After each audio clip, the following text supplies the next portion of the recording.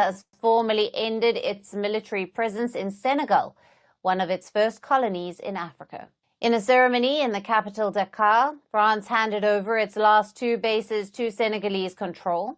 These include Camp Giel and the country's largest base, as well as its airfield at Dakar International Airport. The exit was demanded by Senegal's President Bassirou Faye, who vowed to treat France as any other foreign partner. He promised to strengthen Senegal's self-reliance and gave a deadline for French troops to leave by the end of this year. All right, welcome to This Week in Africa, a collaborative effort between Authentic African and the Gloria Ayo, where we break down this week's breaking news and its impact on Pan-Africanism and Africa's independence. Today, we delve into the story of Senegal kicking out French troops. Is this the end of colonialism in West Africa? So I'll turn it over to my co-host to introduce herself before I introduce myself. Hello, everyone. My name is Gloria Ayo. I am a content creator. I like telling African stories, be it through history or current affairs. Definitely very happy to be back. Happy to have you back. We missed you last week. Yeah, I missed everybody. So we are back, guys. And I'm Joe Hatagwa. I'm the founder of Authentic African. The platform is meant to bring the diaspora and Africa together. Today's conversation, we're going to talk about some diaspora wars discussions.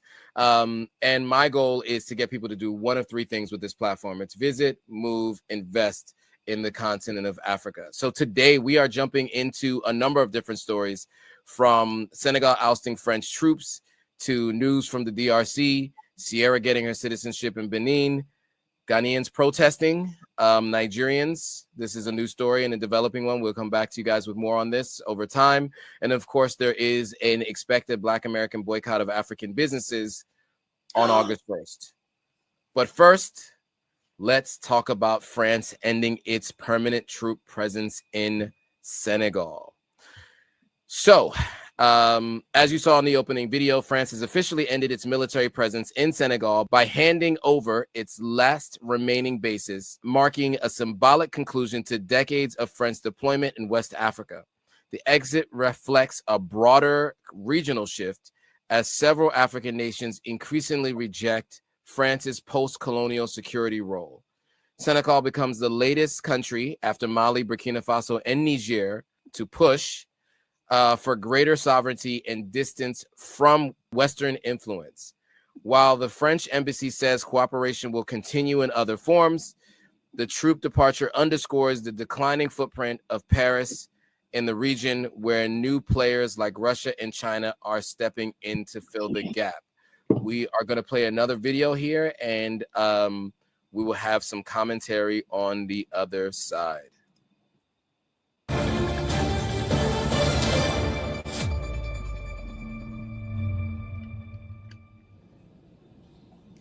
All right, so let's start this broadcast with some breaking news that's coming from West Africa, where after decades of military boots on African soil, the tricolour flag has finally lowered in Senegal for the French Republic. Now, France, once the unquestioned power in West Africa, has now been pushed out base after base, nation after nation in West and Central Africa.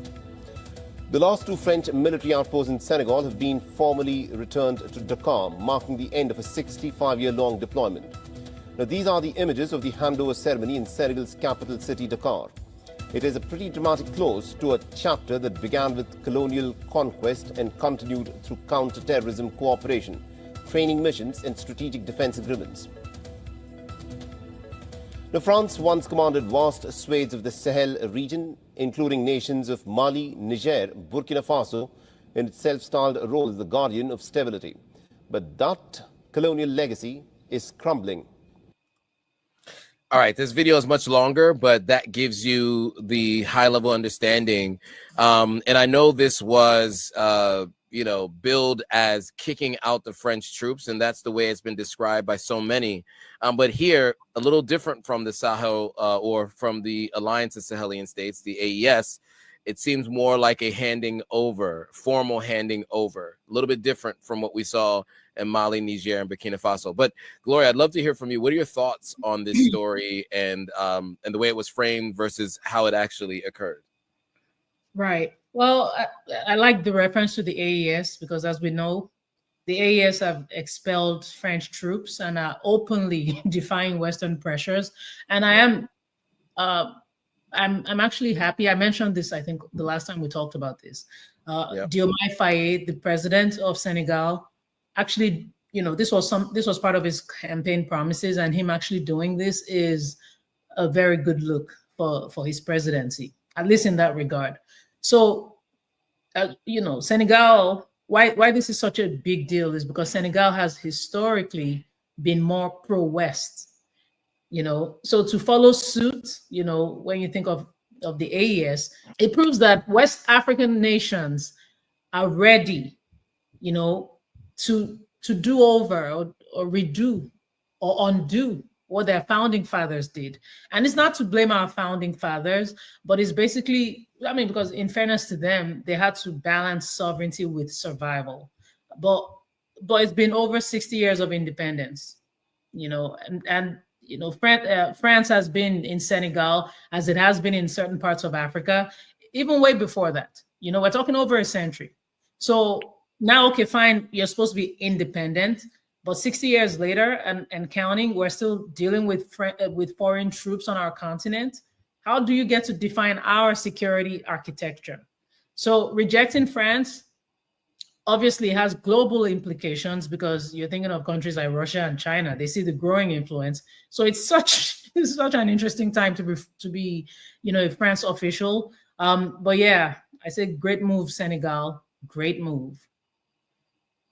Yeah, well put. And I would say, one of the things that, you hear over and over again from folks on the ground, especially in the AES or even in Senegal when they would talk about this, is what good what good are the French troops actually doing there, right? There have been, insurgent groups in many countries around West Africa.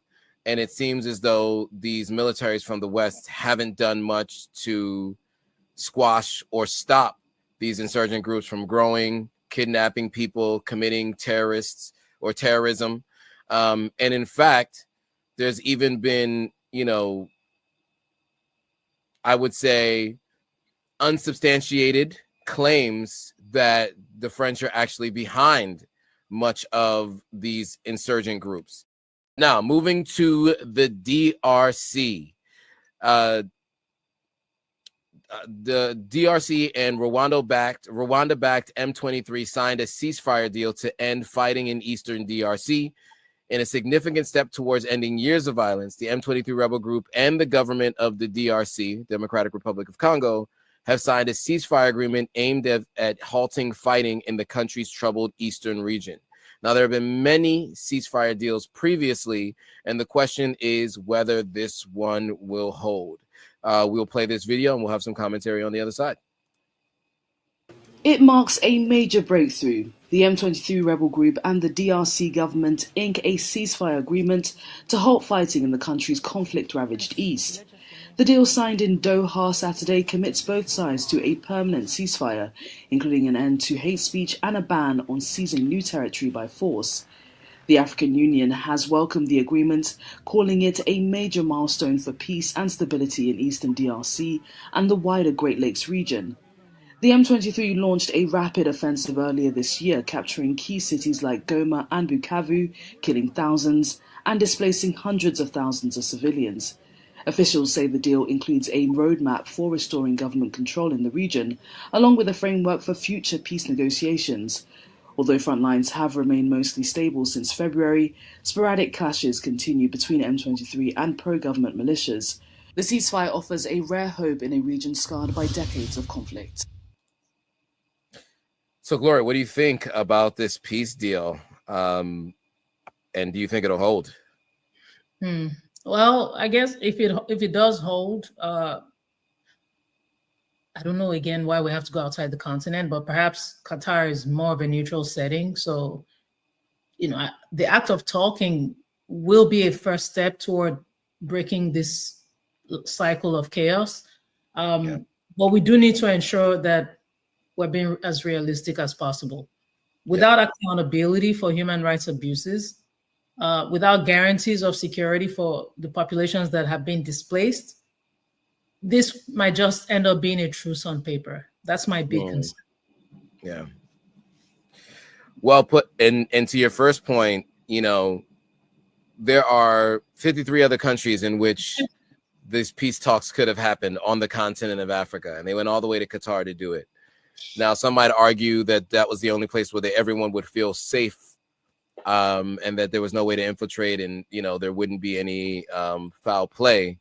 But that speaks volumes about how we operate with each other on the continent of Africa. So that I just want to speak to that, and that I think is a concern, because I think as you've mentioned before, I think, and as Kwame Nkrumah once said, you know, African problems should have African solutions, something to that effect. I don't want to be butchering what he said, but you guys got the idea, right?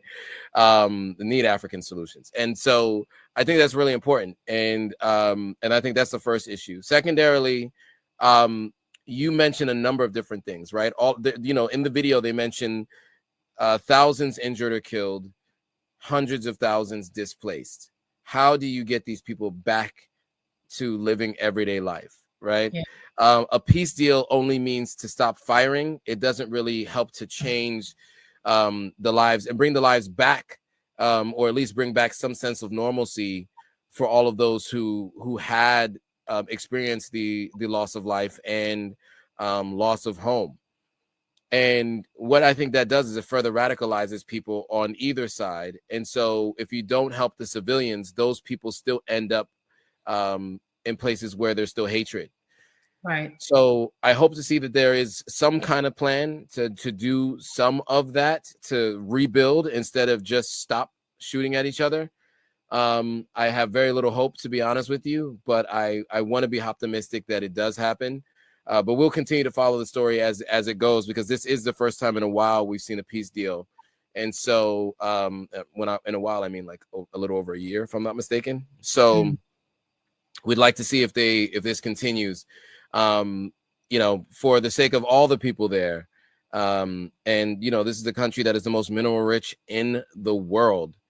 Yet, right. You know, the people are the ones suffering like worse than most people in the world. And so we have to turn this around and change this. And we hope that this is a step towards that. Yes. All right. So with that, we're going to stay in the DRC and talk a little bit about a rescue dig for trapped miners, which is part of the whole issue that we're talking about today. So there are rescue efforts continued at a gold mining site in eastern Congo, which is where this fighting was happening and where the ceasefire was meant to focus on. And there was a shaft that collapsed over the weekend and trapped a number of miners underground. And we're going to watch this video and we're going to have some commentary on the other side. An unknown number of miners are trapped underground at this gold mine in eastern Congo. Rescue efforts were continuing here on Tuesday after a shaft collapsed on Sunday. Miner Kulondwa Mapendano said up to 30 people could have been in the shaft. His friends had been working there overnight on Saturday, he said, and never returned to where they sleep. The Lamera artisanal mine in South Kivu province is a sprawling site of makeshift tents, sandbags and basic mining equipment. It's known for its precarious working conditions. Christophe Badesire is one of its miners. I don't know how many people were there, because the day before yesterday we heard screams. But we thought it was our friends panicking, as usual here at the quarry. It was only in the morning that we learned there had been a collapse.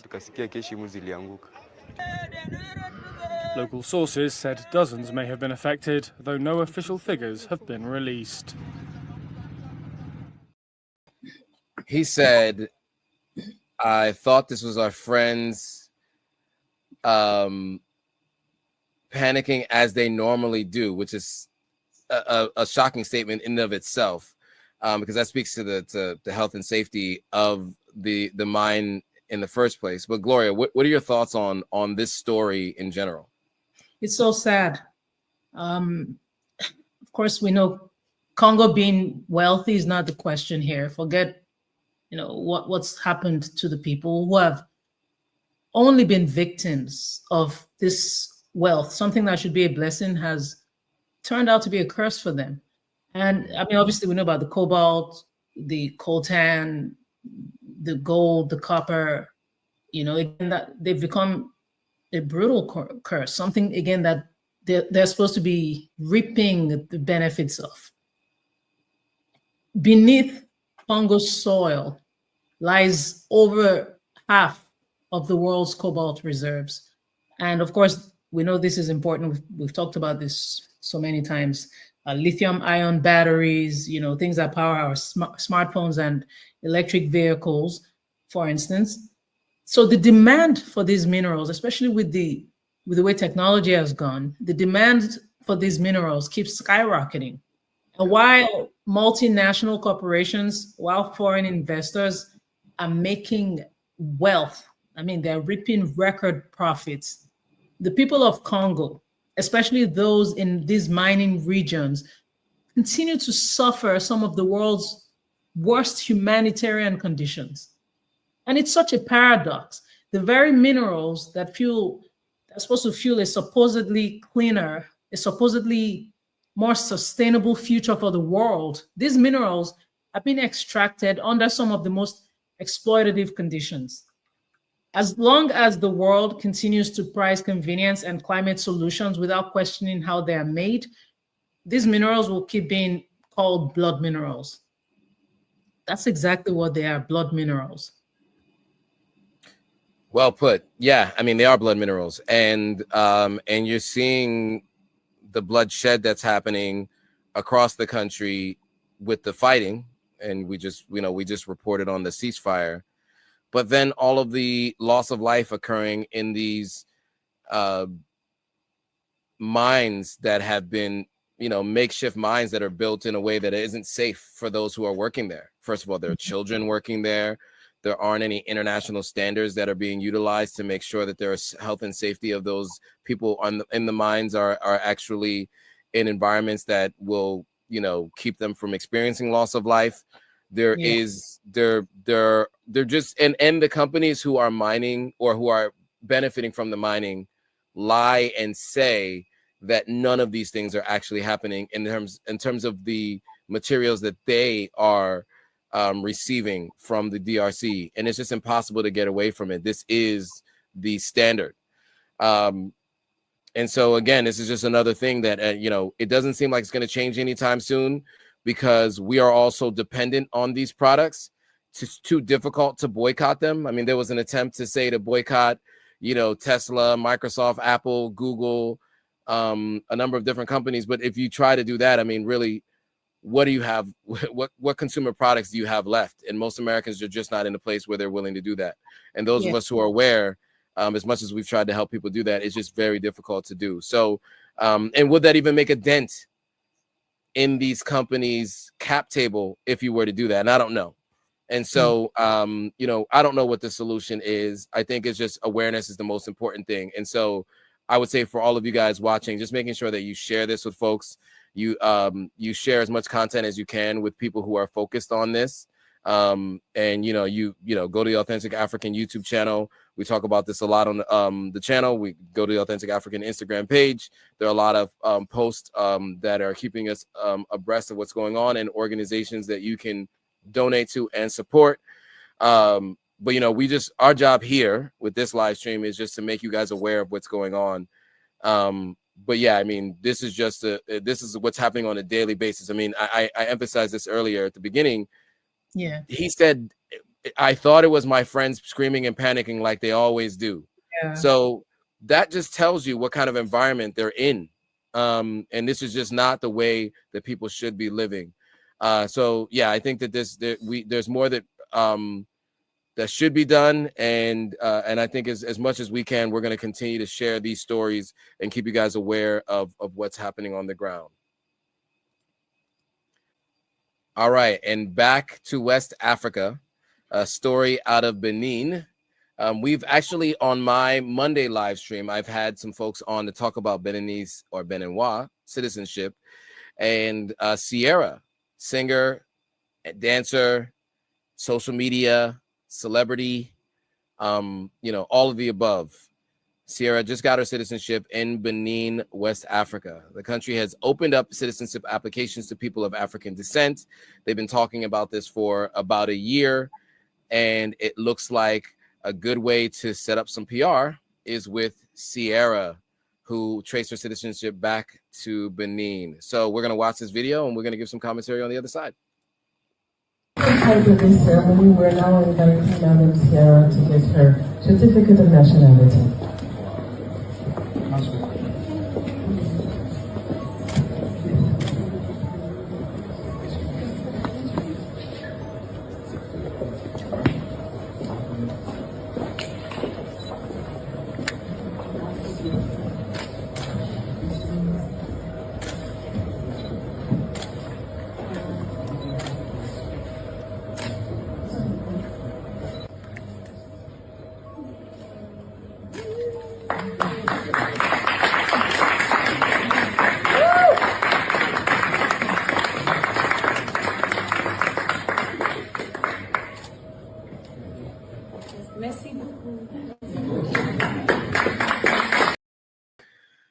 Certificates of nationality. Gloria, thoughts? She's just so graceful. I love watching Ciara. But anyway, yeah. So obviously Ghana has done this, the year of return. I do like the idea, and I appreciate Benin also trying to position itself as a place of return for the African diaspora. Having Black Americans, especially with the tension, at least on the internet, having them embrace, or people from the Caribbean embrace the continent, is always so heartwarming. But the question is, how do the locals feel, right? When these visitors are being celebrated with lavish ceremonies, and you have the average citizen or the everyday citizen in a place like Benin, even Ghana, because I've heard of locals, or some locals being, feeling sidelined or marginalized, or things skyrocketing beyond their control because of these plans, right?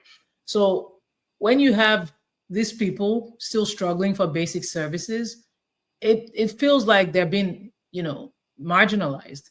So yeah, I'm all for calling for Black unity. I'm all for global solidarity, but we also have to ensure that these people have dignity and there's equity, for the people, for the citizens, or rather, because, I'm not taking away from Ciara's citizenship, but we have to also understand that these locals, their struggles should not be ignored. Corruption is a reality in Benin. You have youth unemployment, you have weak public infrastructure, you have challenges with the economy. It's so much going on. So again, this is a great cause, but let's just ensure that it's not some sort of selective performance for global validation, or perhaps even a source of tourism revenue. In order to honor the people from the diaspora meaningfully, the governments must also honor their own citizens. Well put. And I think I'll just add to that, one of the byproducts of offering citizenship in many cases, or at least just large groups of diasporans coming to the continent, is going to be gentrification, right? And it does mean that it gets more expensive in certain areas of major populated cities, and it does force people to move out. We've seen this in Ghana. That's been the conversation, the ongoing conversation in Ghana, as you mentioned and you referenced. It's something that I would talk to people about, and it's challenging, right? Because there's two, it's a double-edged sword, right? And speaking specifically to Ghana, because, well, first of all, I'll just say congrats to Benin for finding a way to begin to bring people back home.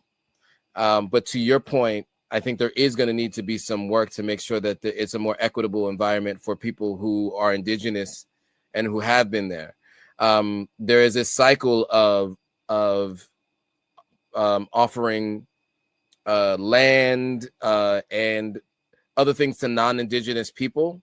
Sierra Leone had this issue with the Creole people. Many countries in Liberia have had this issue from time to time as well, where non-indigenous folks are given land or given privileges that the indigenous folks don't get. And sometimes that does create a tension between these two groups. And the people who are moving back to get citizenship are just excited to be connected to their homeland, and aren't always aware of the potential negative impact of their arrival to the locals, right? And so I think we just all need to be cognizant of that and figure out what that means for us and how we interact with the communities we end up moving back to. As you guys know, I have a dual citizenship with Sierra Leone, but that's because my parents were both born and raised in Sierra Leone. I also am a resident, a non-citizen resident of Ghana, and I likely will be getting citizenship at some point. And so these are things that we have to think about. You know, people are starting to charge in dollars in Ghana, you know, and obviously that means that local citizens can't survive there. That's a conversation I have a lot when I do like real estate tours, and you see an apartment that's $1,000 a month. It's not, you know, 1,000 cedis or 700 cedis. It's $1,000 or $700, and you wonder who can afford that, who grew up and lives in Ghana. And most of the time it's not indigenous Ghanaians, it's mostly non-Ghanaians or others who are moving to the country, and it is pushing some people out. So to your point, I think it's something that does need to, I think there needs to be two aspects of this, right? If you're going to offer citizenship to other folks, you want to ensure that you're taking care of people at home. The United States has a similar concern that you hear Americans have with immigrants in America. And although, you know, sometimes it can be seen as racists and all the other words, there are similar sentiments happening in other countries, right? With people who look like us. You know, we all might have the same complexion, but people are seeing them as foreigners and different and outsiders and have similar issues. And on that note, talking about outsiders and people migrating to other countries, I do want to move into the next story, which I think is one that is a tale as old as time.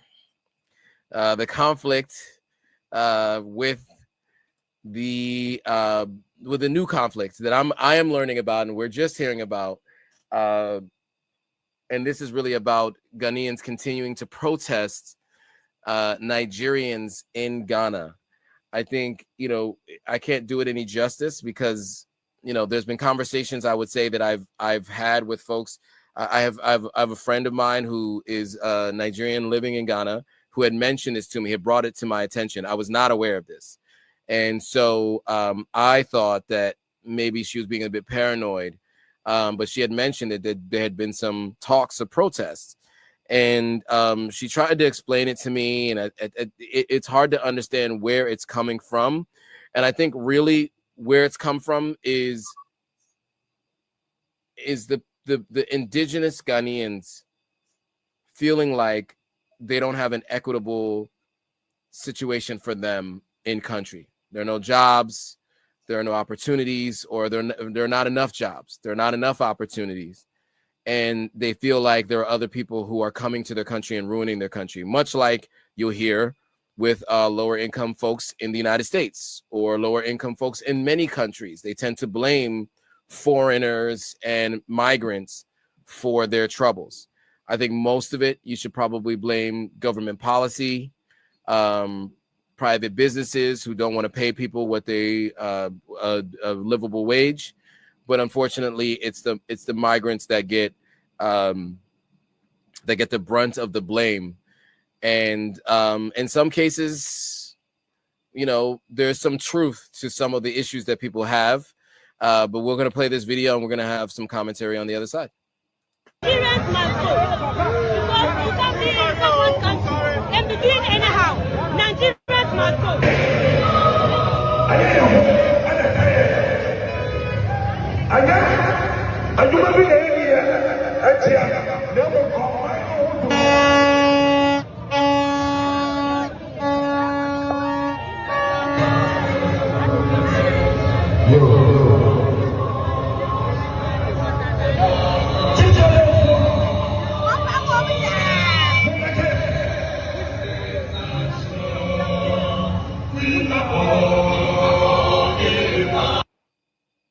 Wow. I mean, a lot of unsubstantiated claims there. A lot of unsubstantiated claims. Also ones that are a little bit challenging. Your health is at risk due to mass prostitution. But why is their health at risk due to mass prostitution?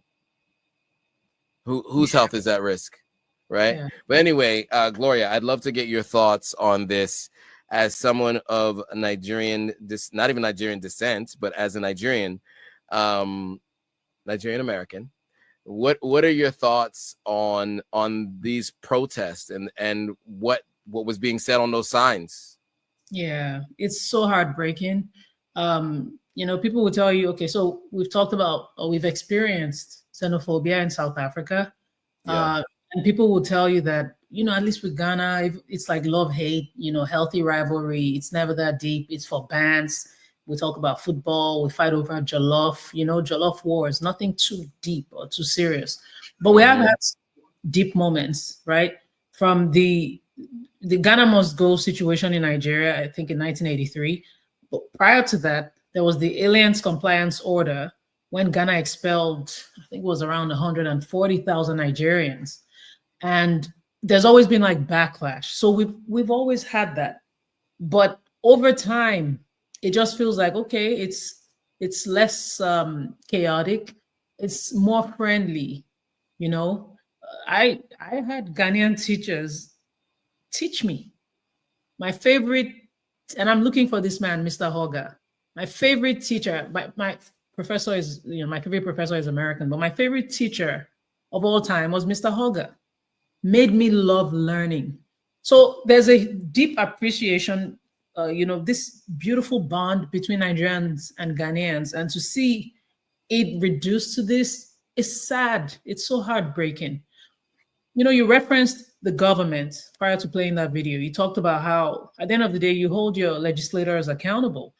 I would never want anybody to, I would never endorse crime, be it from a foreigner, be it from a local. Crime is just not acceptable. Mm-hmm. This is where you hold your government accountable. What is the enforcement like? What is the immigration like? But when you go on these kinds of campaigns, it's not good optics. It doesn't, and then you end up generalizing, and people who are living in Ghana, who are living in Ghana legally and probably not involved in crime, will also, feel the brunt of this, because now you've generalized where and I have a problem with generalizations anyway, but when you do things like this, you make the entire Nigeria must go, so all Nigerians are bad. That's what you put out there. And that's why it's extremely heartbreaking. That's why when, with what goes on in South Africa, it's heartbreaking. And in the spirit of not generalizing, I would like to emphasize that not all Ghanaians, agree with this. Right. But you have this group of people who are doing this, and hopefully the governments come together and the governments have stepped in, and I just hope we get to resolve this. And whatever it is that you're accusing whoever of, we hope there's justice for whoever you consider is the victim. But there are just certain accusations, like you said, that are just like, really, you want to throw in, people. It's just a lot. Yeah, kidnapping for rituals. I saw a sign that said that. I saw another one that said, your health is at risk due to mass prostitution. Yeah. There were a number of different things that I saw there that I just thought, look, I think that there is, people experience loss of life in every country, and it's much smaller numbers in Ghana, right? Ghana's, top 10 African country in the Global Peace Index. It's not a widespread problem, right? In terms of real, violent crime. Yes, there are crimes happening. Do you blame all of the foreigners for the crimes that are happening in those countries? I think that's not a useful exercise. And as you mentioned, broadly painting a brush across an entire group of people doesn't help your cause, because if you want to stomp out the problem, you need to deal with the problem in and of itself. Don't blame an entire group.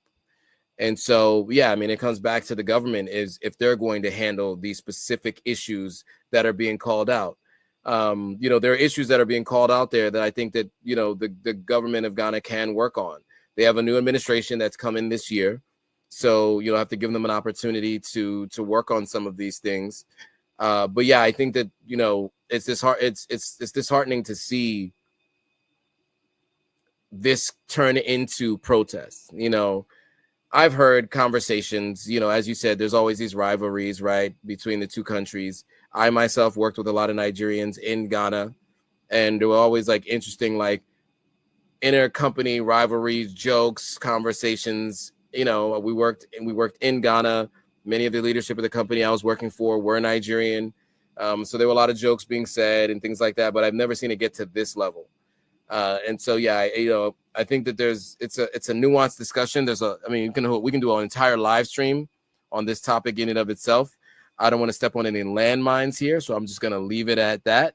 But as you mentioned, the Ghana must go is usually where people go back to. But prior to that, and you said in the early 1980s, prior to that, Ghana was first to get its independence, and there were many Nigerians and others who migrated and didn't follow migration laws and immigration laws because they were still early on, and who was really aware of it. And many people were kicked out of the country, and that included, as you mentioned, a large number of Nigerians. So with that, we are going to pivot to another story.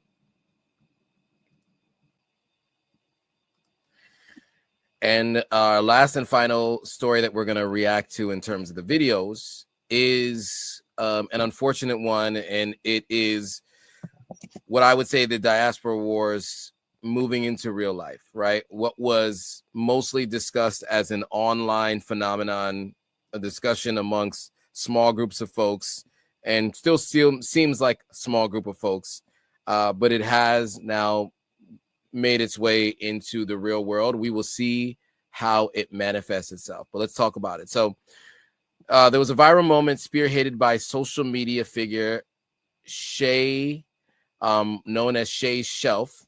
She's calling for the boycott of African-owned businesses, specifically braid shops, restaurants, and retail stores, starting August 1st, 2025. The campaign is most prominent under a specific hashtag, and here are the key points. So the boycott was launched after Shay posted a widely viewed TikTok video on July 19th, urging Black Americans to withhold their economic support from African braid shops due to a perceived, quote-unquote, disrespect and quote-unquote negative customer service experiences.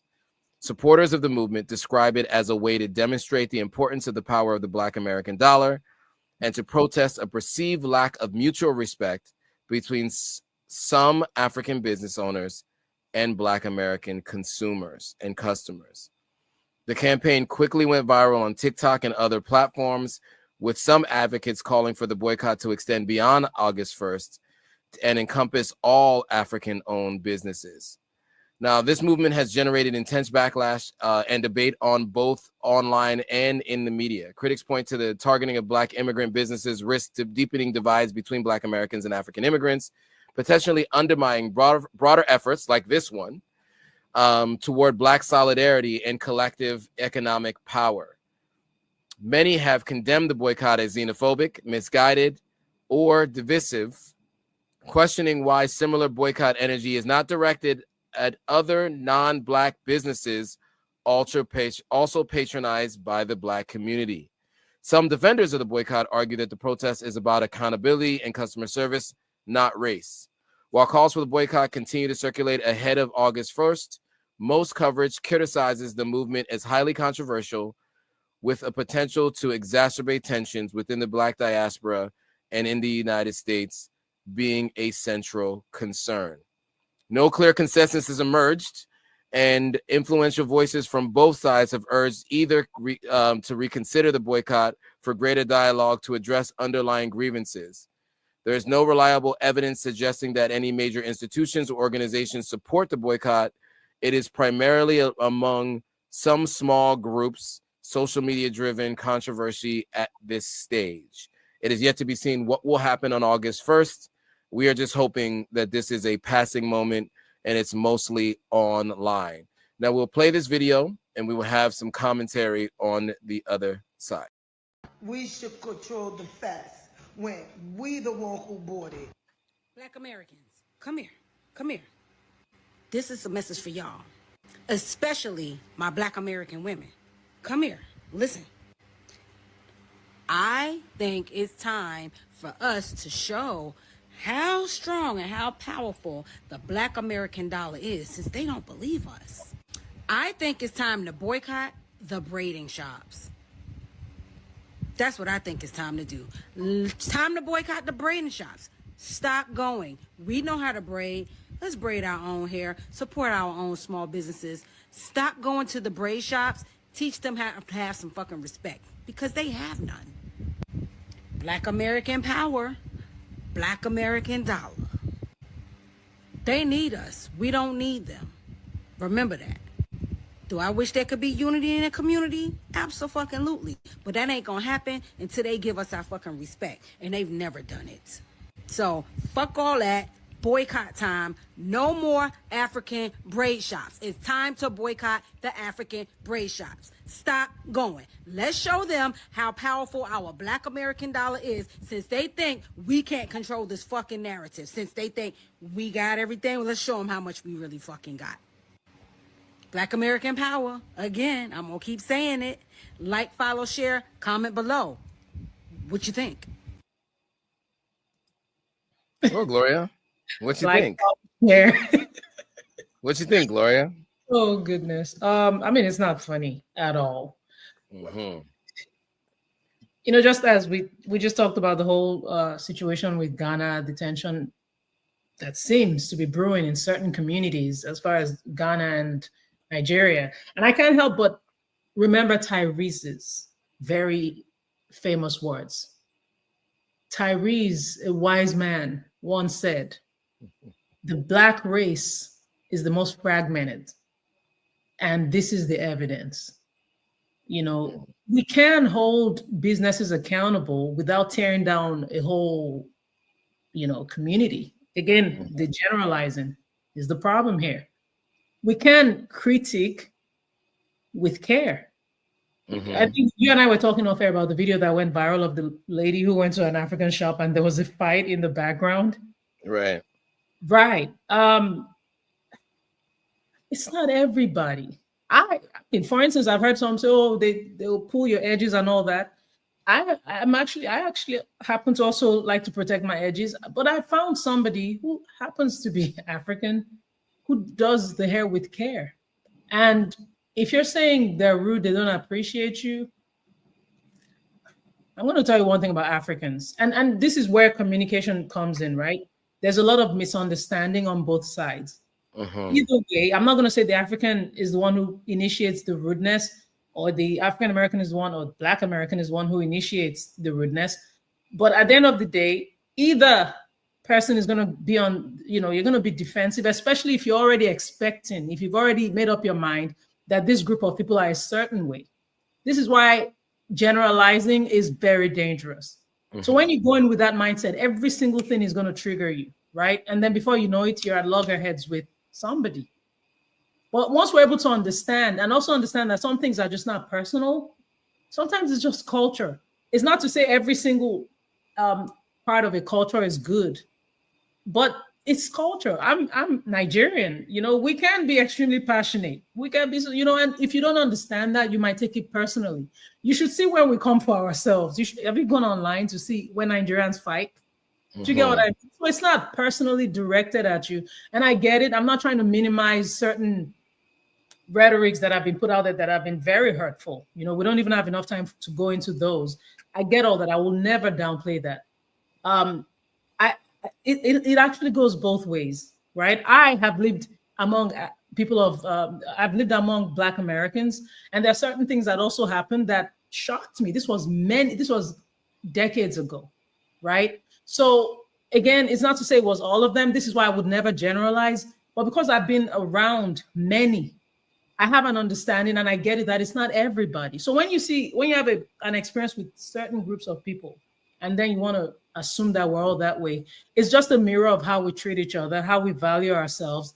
And it's just not, our ecosystem needs this to thrive. Yeah, we need your business. You also need ours. right?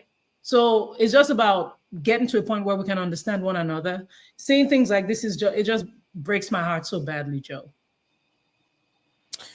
Yeah, and I would say she has the right attitude towards the wrong people, right? Like, yeah, I mean, you got the right energy. It's for the wrong people, you know. Yeah, boycott certain businesses, but you know, when I saw that video for the first time today, I mean, I was meant to watch it before, but today's the first time I saw that video. All I could think to myself was all of the generalizing that she's been doing. They do this. They don't care about us. They don't. And you can tell she's in an echo chamber, right? And, you know, running the Authentic African Instagram page, I have seen the diaspora war in the comments. I have seen people talking about all kinds of crazy things in the comments. And so I'm not unaware that this is happening. You know, when I think about this, it kind of reminds me of, you know, growing up and living in these two different worlds, right? When I go home for break and being in an African household, but when I was at school, I was with a lot of like Black Americans. I grew up culturally as a Black American. My family heritage is West African. So I had the privilege and also the unfortunate ability to understand how other people saw each other and the conversations that were happening about each other, but not with each other. And that's the reason why this platform has been built, because you keep having these silos and none of us are going to advance if we always focus on the differences and we communicate like this towards each other. Yes. That video, to me, it was an angering video, and I'm sure that's why it went viral, because I think people were hate watching it and sharing it. I don't think it's not useful for the dialogue. You know, I think it's important to discuss the differences and where those challenges are seen. You know, I myself used to have locks. Those of you who might have found my old YouTube channel, I used to have locks, and I used to do videos with locks. I had locks for 11 years, and so I went to a Ghanaian hair braider, but she also did my locks, and I sat in a hair salon, which was not something I had done prior to that, or had something I've done since then. But through my entire 20s, I was in a hair salon every other weekend. And I never once saw any of what this woman is talking about. Now, this is just one person's experience over an 11-year span. I was also in a neighborhood that was heavily Caribbean, Black American, and African, where we all kind of dealt with each other. And so maybe there was a better understanding of each other because we communicated with each other more. And I also, you know, one of these things does not belong, right? I was almost always the only male in the shop, unless somebody's boyfriend came to drop off, their girlfriend or whatever. So, but all the conversations I heard was mostly gossip. And there was a lot more in common between them than what divided them. And I think, you know, most people don't even realize they're arguing with bots online. So when these people are in these silos and they're arguing in the comments, many times the people you're arguing with are not real people. There are forces out there that want to sow discontent, that want to sow division between this group, because there's two things happening. Black Americans have over $1.3 trillion in spending power. African diasporans, specifically Nigerians, are the most upwardly mobile immigrant class in America. Imagine if we combine forces, what we could do instead of fighting each other and operating in these silos. Just think about that. You know, and obviously this is not everyone. I mean, there are a lot of conversations about, you know, marrying a Nigerian man. I hear women talk about that all the time, right? So there's these conversations for sure, but this contingent is growing and getting louder. And I think we as a group who are in this world, who are looking to bridge the gap instead of continue to divide, I think we need to do our job to try to bring those people to these spaces, so hear more from people like us, so they don't continue to go down the rabbit hole and continue to be, you know, radicalized in this way. So that concludes the videos that we're going to be reviewing. We do have some headlines from around the continent that we did want to review. We're going to get through as many of these as we can. The goal of this is just to tell you from this point on through the rest of this live stream, stories that you should go look into yourselves if you find any of the headlines interesting and worth discussing. So with that, we're going to get into the first one, and that is, that is Roc Nation sports expanding to Africa. I've seen a lot of different people and different viewpoints on this. Any high-level notes you want to mention about Roc Nation sports expanding to Africa? Yeah, I mean, that is great. I do like the idea of, coming to the continent. I'm such a, when it comes to Jay-Z's business sense, I've mentioned this to you off air. Jay-Z is a very intelligent man. Like, he sees the future and he sees opportunities and he jumps into spaces. Now, some people will beg to differ and, say sometimes it could be extreme or whatever it is. But going to the continent of anybody who goes to Africa is, I mean, come on, there are opportunities there. We can't deny that Africa has a ton of talent. So Jay-Z going to Africa, and I mean, that could work out well, depending, as long as you don't go there with the mentality of trying to extract. If you go there, there's mutual respect, there's a partnership, it could actually really work. So I do look forward to seeing this develop. Absolutely. And what you guys may not know, and yeah, I mean, there's all kinds of Illuminati talk, et cetera, whatever. But one thing that people who engage with Jay-Z directly is he communicates with them a lot about how to maintain ownership in anything that they do. And it's interesting that other people learn from other people that Jay-Z has talked to, right? But in this particular instance, Roc Nation Sports, their big draw is that they teach financial wellness for all of these athletes so that they can live a life beyond their physical capabilities allow them to, because they make exorbitant amounts of money while they're physically fit. And generally, right around 30, it drops off and they lose all of their skill and ability, and they're no longer at that place, and they don't get new contracts and, all those things. And to tie a bow on it, I'll just say, I think that this means that there's probably going to be more, commercial viability for African athletes. I think people are going to realize that they can partner with African athletes more, especially U.S. brands, which I think will be helpful to bringing them to new markets. And then lastly, I think it'll be important just for the overall education on how to maintain your wealth when the checks stop coming from your football clubs. So I hope to see that, and we'll look forward to seeing how that turns out. Okay, next story. Angola protests end in violence. Thoughts on that? Yeah, so there was a fuel price hike, and that led to a nationwide strike, and the government clamped down on the protesters, which has become the wave. When it's historically that's been the case with the colonizers. Now, you have people in government who are supposed to be your own people clamping down because they want to make an example, make you an example to others. So at least 22 people were killed and over 1,200 arrests were made. So yeah, that story, I mean, you can easily find it. Just, do your Googles and you'll find more on that story. It's sad to see this is what's happening, but, a lot of African presidents, freedom of speech and freedom of assembly is something that we living in the United States, many often take for granted, but it's definitely something I think that we should all be happy that we have access to, those of us who are living in the U.S. Moving on to Burkina Faso disbanding the Electoral Commission. Now, reportedly, the Electoral Commission in Burkina Faso has been disbanded, and of course, that has come with mixed reaction.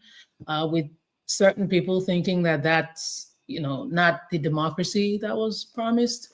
But disbanding the Independent Electoral Commission basically is now a case where they're transferring the election oversight to the Interior Ministry. And they said sometime in the future, the Interior Ministry will determine what will happen with elections. So for now, there's going to be delays of elections, and we'll keep our eye on that one.